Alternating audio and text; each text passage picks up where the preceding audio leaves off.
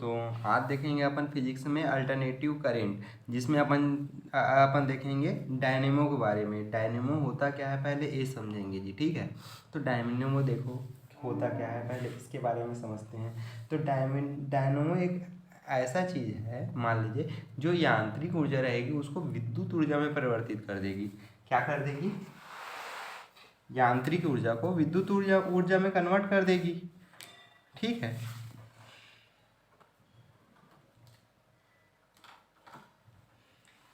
Dynamo क्या करती है? यांत्रिक ऊर्जा को विद्युत ऊर्जा में कन्वर्ट कर देती है।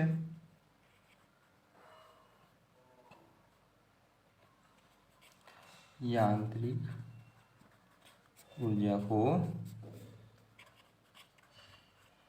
विद्युत ऊर्जा में रूपांतरित कर देती है, परिवर्तित कर देती है, ऐसा भी बोल सकते हैं, कर देती है, ठीक है। इसे क्या कहते हैं? डायनेमो कहते हैं जी।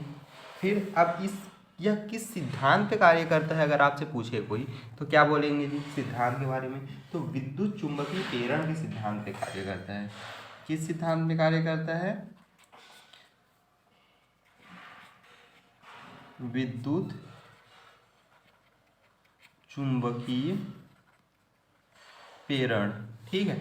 अब इसको और क्या क्या नाम से जानते हैं अपन, अगर कोई पूछे तो क्या बोलेंगे? एक तो अपन जनित्र के नाम से जानते हैं, और दूसरा किस नाम से जानते हैं? विद्युत उत्पादक के नाम से जानते हैं, जिसे आप लोग जनरली सुने होंगे जनरेटर के नाम से, ठीक है जी। तो इसके नाम और क्या क्या हो सकते हैं? एक जनित्र बोल सकते हैं, ठीक है। इसको मैं अलग से राइटिंग कर देता हूँ, जनित्र बोलते हैं, ठीक है। और दूसरा होता है या विद्युत उत्पादक बोलते हैं, विद्युत उत्पादक, ठीक है जी। एक जनित्र होता है, एक विद्युत उत्पादक होता है। इसके और भी नाम, तो अपन ने क्या क्या समझा अभी?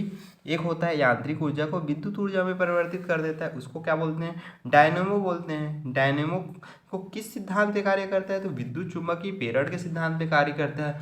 अब यह और किस किस नाम से जाना जाता है? तो एक तो आपके जनित्र के नाम से जाना जाता है, एक विद्युत उत्पादक के नाम से जाना जाता है जी, ठीक है दोस्तों।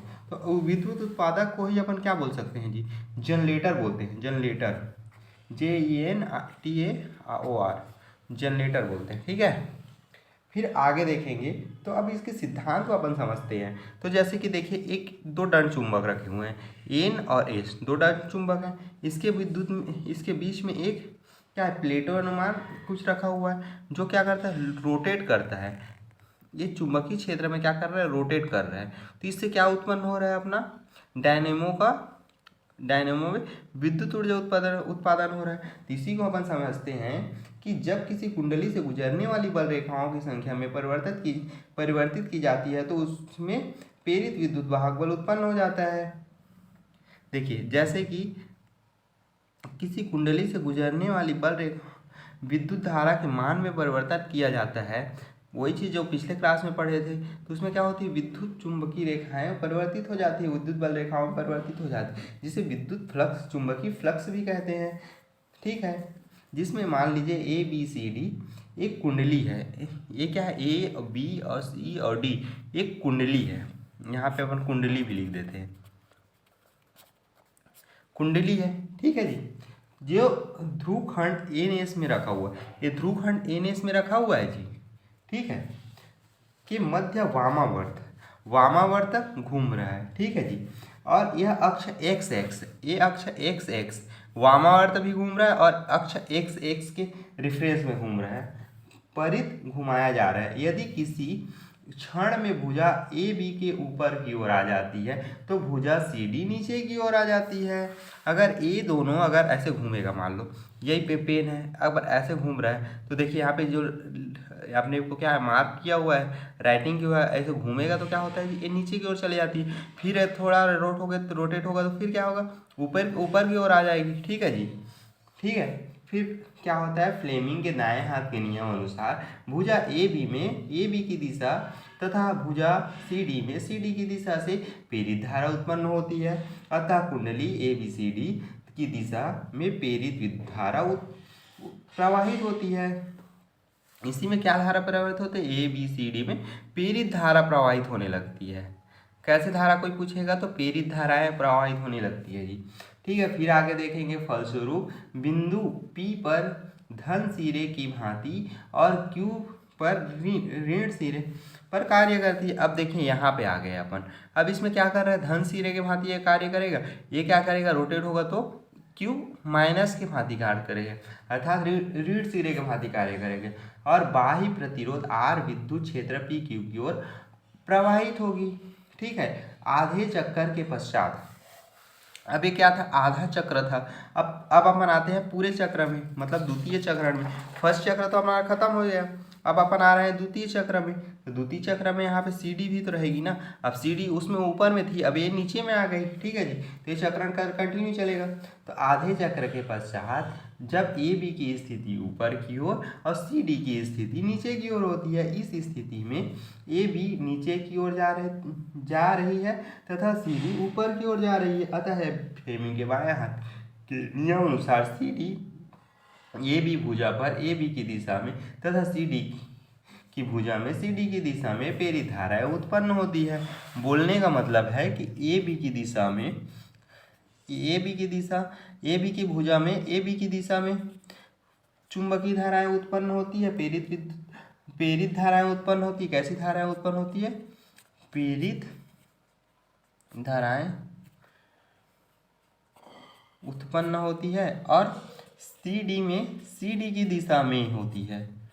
कैसी धाराएं उत्पन्न होती है, तो प्रेरित धाराएं उत्पन्न होती है जी। ठीक है, ये द्वितीय अर्धचक्र में है। ठीक है जी, अब इसके बाद फिर आगे देखेंगे तो डी सी ए दिशा में प्रेरित धारा में प्रवाहित होती है, अतः क्यू धन सिरा के भांति और पी माइनस सिरा के भांति कार्य करता है। जब कुंडली ए बी सी डी को का तल बल रेखाओं के समांतर होता है तो उसकी भुजाएं ए बी और सी डी बल रेखाएं के लंबवत चलती है और अधिकतम बल रेखाओं को काटती है।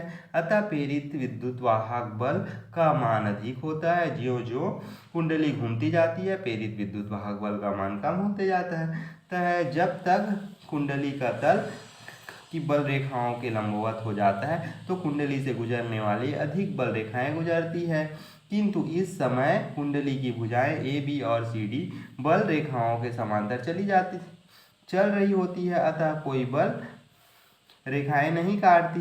फलस्वरूप प्रेरित विद्युत वाहक बल का मान शून्य हो जाता है। ठीक है जी, बोलने का मतलब है कि अगर कोई भी एक ग्राफ बना के भी देखें अपन ऐसे करके, तो क्या होता है, ये एक चक्र ऐसे पूरा करेगा, फिर अगले चक्र में ऐसा आ जाएगा। तो जब यहाँ पे पहुँचा तो ये क्या बना रहा है, पाई बना रहा है। यहाँ पर पहुँचा तो पाई/2 हो जाएगा, 90 डिग्री में काम कर रहा है ना जी।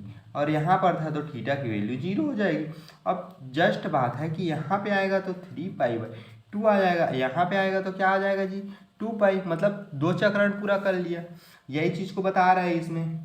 ठीक है, तो एक ये सब क्या है जो दिखा रहा हूँ मैं, प्रेरित विद्युत वाहक बल है। क्या है, प्रेरित विद्युत वाहक बल है।